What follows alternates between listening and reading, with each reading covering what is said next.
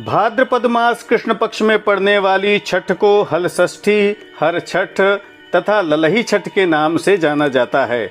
माताएं अपनी संतान की आयु, आरोग्यता, ऐश्वर्य के लिए इस परम पुनीत भाद्रपद छठ का व्रत करती हैं। इस परम पुनीत व्रत का क्या विधान है, कैसे करना चाहिए तथा इसकी पौराणिक कथा कौन सी है, आज की इस वीडियो में आप जानेंगे। जी हाँ मित्रों, मैं काशी से सतीश चंद्र पांडे आचार्य कश्यप भाद्रपद महीने के कृष्ण पक्ष में पड़ने वाली ललही छठ, हर छठ, हलषष्ठी के विषय में महत्वपूर्ण जानकारियों तथा पवित्र कथा को लेकर वीडियो के माध्यम से उपस्थित हूँ। यदि आप पहली बार चैनल पर पधारे हैं तो प्रामाणिक वीडियो देखने के लिए चैनल को सब्सक्राइब करके अपना प्यार अवश्य दीजिएगा तथा नोटिफिकेशन बेल ऑन कर लीजिएगा। आइए पवित्र हल षष्ठी की इस वीडियो का शुभारंभ करते हैं। संतान की दीर्घायु, आरोग्यता, ऐश्वर्य के लिए हल षष्ठी का व्रत माताएं करती हैं। व्रत के दौरान हल से जोत कर उपजाए हुए किसी भी अन्न का भक्षण नहीं करती।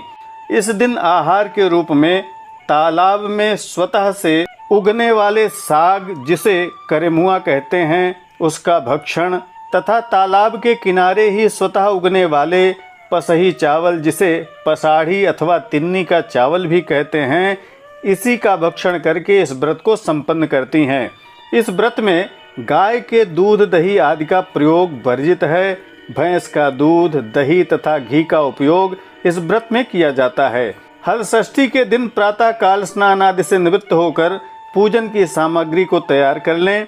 भिगोया हुआ महुआ, भिगोया हुआ तिन्नी का चावल, कास, पलास के पत्ते, दुनिया, भैंस का दूध, दही, महुआ के पत्ते आदि इकट्ठा कर लें। कुछ महिलाएं झरबेरी के पौधे भी ले आती हैं। कुछ जगहों पर भैंस के गोबर से घर की दीवार पर छठ माता का चित्र बनाकर उनकी पूजा भी की जाती है। महुआ का दातून इस दिन करना चाहिए। कास, पलास के पत्ते तथा कहीं कहीं झरबेरी की झाड़ को एक साथ मिलाकर बांधकर जमीन पर गाड़ देना चाहिए तथा उसके सामने भैंस के गोबर से जमीन को लीपकर पवित्र कर लेना चाहिए। झाड़ के पास ही जमीन में 2 गड्ढे खोदकर नीचे से दोनों को मिला देना चाहिए तथा उसमें जल, भैंस का दूध डालकर सागर बना लेना चाहिए तथा उस सागर की पूजा भी करनी चाहिए। महुआ के पत्ते पर महुआ के फल, तिन्नी चावल तथा भैंस के दही को मिलाकर छठ माता को भोग लगाना चाहिए। उसी सागर के जल से संतानों के नेत्र भी धुलवाने चाहिए। भगवती छठ की पूजा करके हल, मूसल आदि की पूजा करनी चाहिए तथा हल षष्ठी की कथा श्रवण करनी चाहिए। इस व्रत में आहार रूप में पसही अर्थात तिन्नी का चावल, करेमुआ साग, महुआ तथा भैंस का दूध, दही ग्रहण करना चाहिए। आइए अब ललही छठ की पवित्र कथा का श्रवण करते हैं। बोलिए छठ मैया की जय। प्रचलित कथा के अनुसार एक ग्वालिन थी। वह नगर में घूम घूम कर दूध दही बेचती थी। वह माँ बनने वाली थी और उसका प्रसव काल भी नज़दीक आ रहा था। एक तरफ वह प्रसव से व्याकुल थी तो दूसरी ओर उसे अपने दूध दही बेचने की भी चिंता थी। उसने सोचा कि यदि प्रसव हो गया तो गौरस यूं ही पड़ा रह जाएगा। यह सोचकर उसने दूध दही को बेचने के लिए घर से प्रस्थान किया। कुछ दूर पहुंचने पर रास्ते में ही उसे प्रसव पीड़ा हुई तो उसने एक झरबेरी की ओट में बच्चे को जन्म दिया और दूध दही बेचने चली गई। संयोग से उस दिन हल षष्ठी थी। गाय भैंस के मिश्रित दूध को केवल भैंस का दूध बताकर उसने सीधे साधे गांव वालों को बेच दिया। उधर जिस झरबेरी के नीचे उसने बच्चे को छोड़ा था उसके पास ही एक किसान खेत में हल जोत रहा था। अचानक हल का फाल लगने से उस नवजात बालक की मृत्यु हो गई।